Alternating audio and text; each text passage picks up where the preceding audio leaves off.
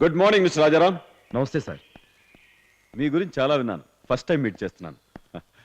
Please కూర్చోండి. ఏమిటి ఇలా వచ్చారు? మీకు థ్యాంక్స్ చెప్పి వెళదామని. దేనికి?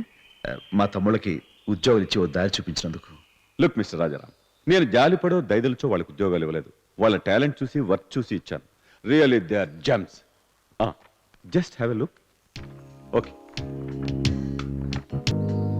తక్కువ ఖర్చుతో ఇండియన్ రోడ్ కండిషన్స్ కి సరిపోయేలా కార్ డిజైన్ చేశారు. ఈ మిడ్ సెగ్మెంట్ లో కార్ల కాంపిటీషన్ ఎక్కువ ఉన్నప్పటికీ మనకి అడ్వాంటేజ్ ఉంటుంది. కారణం ప్రైస్ తక్కువ, మెయింటెనెన్స్ తక్కువ, మైలేజ్ ఎక్కువ. అలా డిజైన్ చేశారు మీ తమ్ముళ్ళు ఈ కార్ని. సార్, ఈ కారు మార్కెట్లోకి ఎప్పుడు వస్తుంది? త్వరలోనే తీసుకురావాలనుంది. ముందుగా మోడల్ తయారు చేసి అప్రూవల్ కి గవర్నమెంట్ కి పంపించాలి. ఇనీషియల్ క్యాపిటల్ 5 crores అవుతుంది. నా దగ్గర 3 crores ఉంది. ఇంకో 2 crores బ్యాంక్ ద్వారా లోన్ ట్రై చేస్తున్నాను. మీకు తెలియదే ఉంది, బ్యాంక్ లోన్ ఇస్తే పర్వాలేదు, లేకపోతే కష్టం అవుతుంది. సార్, మీకు అభ్యంతరం లేకపోతే ఆ 2 కోట్లు నేను ఇస్తాను. మా తమ్ముళ్ళని మీ పార్ట్నర్స్ గా చేసుకుని ఈ కారు బయటకు వచ్చేలా చూడండి. అంత డబ్బు మీరిస్తారా?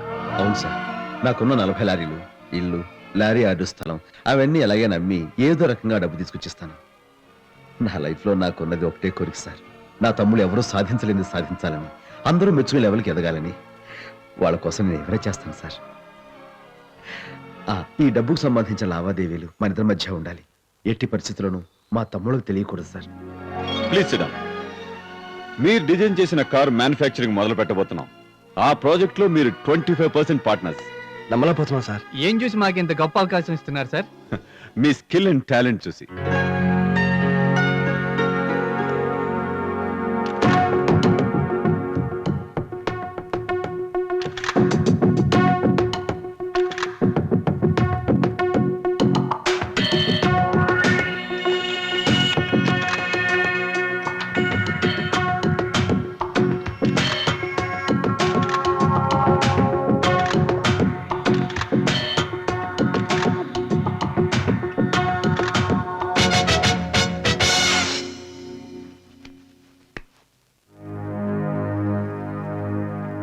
మీరు తనఖా చేసిన ఆస్తిని జప్తు చేసి సేట్ చందులాల్కి ఇప్పించవలసిందిగా కోర్టు ఆర్డర్ అయింది.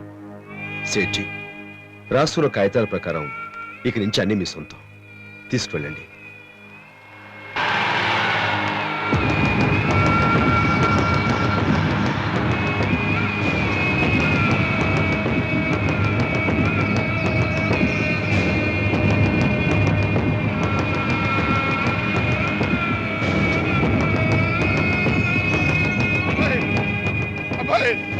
అబ్బాయి, అబ్బాయి చూడరా అబ్బాయి, ఏంట్రా ఇది?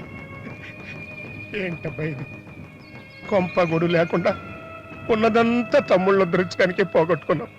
బాబాయ్, ఈ నెల నా కష్టం, నా సంపాదన అంతా నా తమ్ముడు కోసం నీకు తెలుసు కదా. ఇప్పుడు వాళ్ళ కోసం వదులుకున్నాను. నిజమేరా, కానీ అన్ని పోగొట్టుకుని నువ్వు ఇప్పుడు ఎక్కడుంటావు? ఏమైపోతావు? చేతిలో ఓ స్పానర్తో, గుండెలో ఓ లక్ష్యంతో, మనసులో ఓ పట్టుదలతో ఓ చిన్న మెకానిక్ షెడ్ లో బతుకు ఆరంభించిన వాడిని మళ్ళీ అక్కడికి వెళ్ళిపోతాను. అబ్బాయి, బాబాయ్, మర్చిపో, పూర్తిగా మర్చిపో. జరిగింది మర్చిపోయి జరగాల్సిన దాని గురించి ఆలోచించడమే జీవితం. ఆ దేవుడు నీకు ఎంత మంచి మనసు ఇచ్చాడ్రా. చూడలత, మానే నుంచి విడిపోయిన కొద్ది రోజుల్లోనే మేము ఎవరు ఊహించే స్టేజ్కి వచ్చాం. ప్రొఫెషనల్స్ గా పైకి వచ్చిన మేము ఇక పర్సనల్ లైఫ్ లో కూడా సెటిల్ అవ్వాలనుకుంటున్నాం. మీరు ఓకే అంటే కానీ మా అక్కకి తెలియకుండా ఇంకా అక్కాకని కూర్చుంటే జీవితంలో అదృష్టాన్ని మిస్ అవుతారు. అయినా అనుకున్న దానికంటే ఎక్కువ గొప్పలం అయ్యాం కదా. వీళ్ళు చెప్తున్నది నిజమేనే. ఇప్పటికైనా మీ జీవితాల గురించి ఆలోచించి ఒటేషన్కి రండి. మార్కెట్ లో మా కార్ సక్సెస్ అయినందుకు రేపు పెద్ద పార్టీ ఉంది. ఒక నిర్ణయం తీసుకొని మీరు అక్కడికి వస్తే ఎంగేజ్మెంట్ రింగ్స్ ఎక్స్చేంజ్ చేసుకోవచ్చు. Okay, let's have drinks.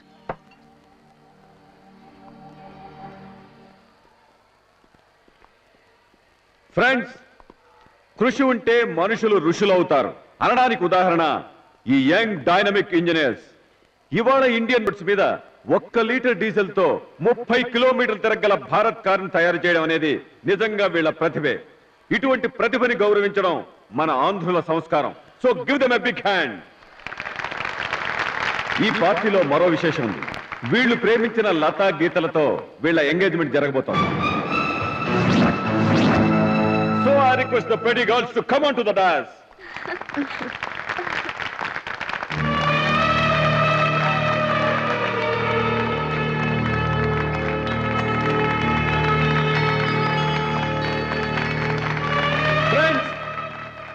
let us celebrate the event.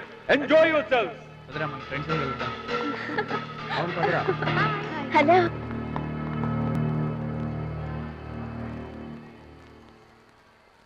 ఏంటమ్మా ఇది? కనీసం నాతో ఒక మాటనే చెప్పకుండా చెప్తే ఏం చేసేదానివి?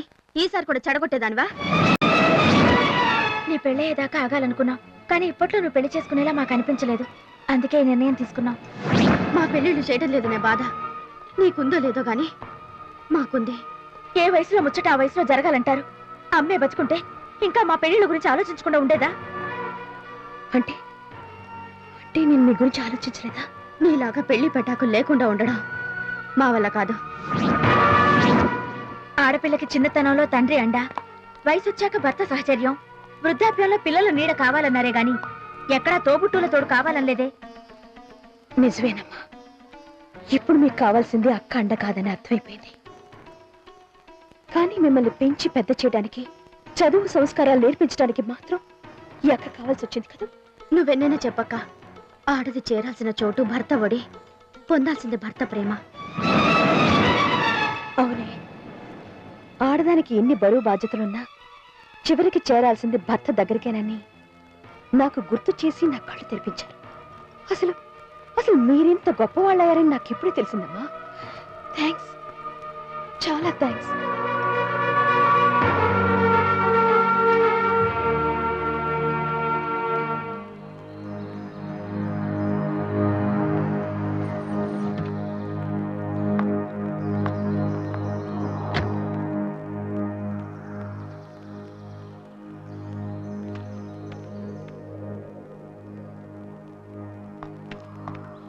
ఏంటమ్మా ఇలా వచ్చావు? రాజారాం గారు ఎక్కడ? చూస్తుంటే తెలియట్లేదమ్మా. అతనే కాదు, అతనికంటూ కూడా ఏమీ లేదు. ఏంటి మీరనేది? కొన్ని మిగుల్చుకోవాలంటే కొన్ని వదులుకోవాలమ్మా. కానీ మా రాజా ఏమీ మిగుల్చుకోకుండా అన్నీ వదులుకుని వెళ్ళిపోయాడు. అంటే ఆయన ఆస్తి అంతస్తులు అన్నీ తమ్ముళ్ళ కోసం అన్నీ వదిలేశాడమ్మా. మనలాంటి వాళ్ళని దాన్ని త్యాగం అంటాం. మా రాజా ఏమో తమ్ముళ్ళ మీద ప్రేమ అంటాడు. అన్నగా వాళ్ళని పైకొచ్చేట్టుగా చేసి నాన్న వాళ్ళు లేకుండా వెళ్ళిపోయాడు. ఇప్పుడు ఆయన ఎక్కడున్నారండి?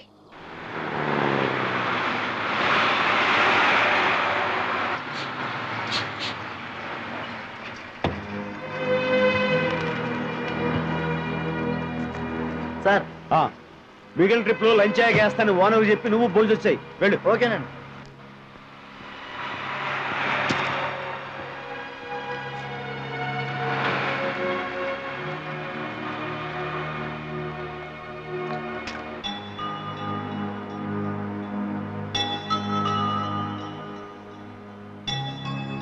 ఎలా ఉన్నారు? దేని క్యారియర్ తీసుకొచ్చారు? ఈ రోజు మీ పుట్టినరోజా? మనసుని చంపుకుని ఒక మనిషిగా పుట్టినరోజు, అక్కగా చచ్చి ఓ ఆడదానిగా పుట్టినరోజు. ఏంటండి అసలేం జరిగింది? మీ తమ్ముళ్లతో నా చెల్లెల నిశ్చితార్థం జరిగిపోయింది. అంతే కదా, అసలు వాళ్ళిద్దరికి పెళ్లిళ్ళు చేయాలి మనమే కదా అనుకున్నాం. దానికి సంతోషించాలి కానీ ఇలా వరి అవుతారా? భలే ఎవరే, రండి కూర్చోండి, భోజనం చేసి తీరిగ్గా మాట్లాడుకుందాం. క్యారియర్ విప్పకుండానే వాసన గుమగుమలాడిపోతున్నాయి. ఏం తెచ్చారేంటి? మనసులో అంత బాధ ఉండి కూడా ఎలా మామూలుగా ఉండగలుగుతున్నారు? ఎందుకు ఉండకూడదు? అసలు నాకు బాధ అంటూ ఏమీ లేదే. చూడు దేవి, నిజంగా మనం వాళ్ళని ప్రేమించే వాళ్ళమే అయితే వాళ్ళ నుంచి మనం ఏమీ కోరుకోకూడదు. వాళ్ళు ఇలా ఉండాలి, ఇది చెయ్యాలి అని ఆశించినప్పుడే మనకి నిరాశ ఎదురవుతుంది. ప్రతి మెతుకు మీద తినేవాడి పేరుంటుందంటారు. మన పేరు మీద ఉన్న ప్రతి మెతుకుని ముద్దుగా చేసి వాళ్ళ నోటికి అందించామే. అలాంటి మనకు కనీసం ఒక్క మాట కూడా చెప్పాలనిపించలేదు వాళ్ళకి. పొరపాటు దేవి, వాళ్ళని ప్రేమించే హక్కు మనకుంది, అంతేగాని మమ్మల్ని ప్రేమించండి అనే అధికారం మనకు లేదు. కావచ్చు, కానీ వాళ్ళు ఏమన్నారో తెలుసా? ఆడది చివరికి చేరాల్సిన మజిలీ భర్త ఒడేనని, పొందాల్సింది భర్త ప్రేమేనని వాళ్ళు నాకు నీతులు చెప్పారు తెలుసా? వాళ్ళు ఆ మాట్లాడుతుంటే నాకు జీవితంలో ఒంటరిదాన్ని అయిపోయింది. దేవి ఊరుకో.